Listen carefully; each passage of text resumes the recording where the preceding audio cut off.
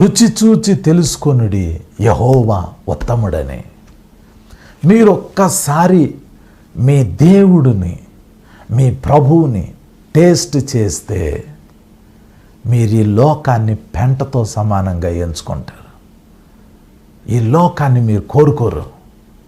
ఫిలిప్పీయులకు రాసిన పత్రిక 3వ అధ్యాయం 8వ వచనం నుండి మీరు కిందకి చదివితే పౌలు అంటాడు, నేను క్రీస్తు కోసం, ఆయన పునరుద్ధానం కొరకు, ఆయన పునరుద్ధాన బలమును తెలుసుకోవటం కొరకు సమస్తాన్ని నష్టంగా ఎంచుకుంటున్నా, సమస్తాన్ని పెంటతో సమానంగా ఎంచుకుంటున్నా. నాకేం అవసరంలా, నాకు కావలసిందల్లా నాకు నా ప్రభు అయిన యేసయ్య కావాలి. ఆయన పునరుద్ధానపు శక్తిని నేను టేస్ట్ చేయాలి. ఆయన రెజరెక్షన్ ఏంటో, ఆయన రెజరెక్షన్ పవర్ ఏంటో నేను చూడాలి అని అనుకుంటున్నాడు.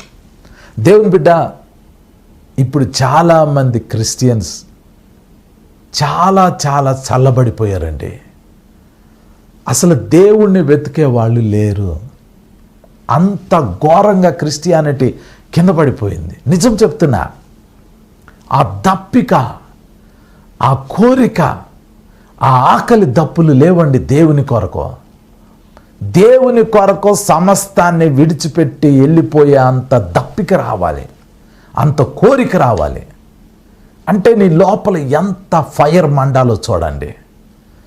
దేవుణ్ణి టేస్ట్ చేయటం నేర్చుకోవాలి. రుచి చూచి తెలుసుకొనుడి యెహోవా ఉత్తముడని. మీరు ఒక్కసారి మీ దేవుడిని, మీ ప్రభువుని టేస్ట్ చేస్తే మీరు ఈ లోకాన్ని పెంటతో సమానంగా ఎంచుకుంటారు. ఈ లోకాన్ని మీరు కోరుకోరు. ఫిలిప్పీయులకు రాసిన పత్రిక 3వ అధ్యాయం 8వ వచనం నుండి మీరు కిందకి చదివితే పౌలు అంటాడు, నేను క్రీస్తు కోసం, ఆయన పునరుద్ధానం కొరకు, ఆయన పునరుద్ధాన బలమును తెలుసుకోవటం కొరకు సమస్తాన్ని నష్టంగా ఎంచుకుంటున్నా, సమస్తాన్ని పెంటతో సమానంగా ఎంచుకుంటున్నా.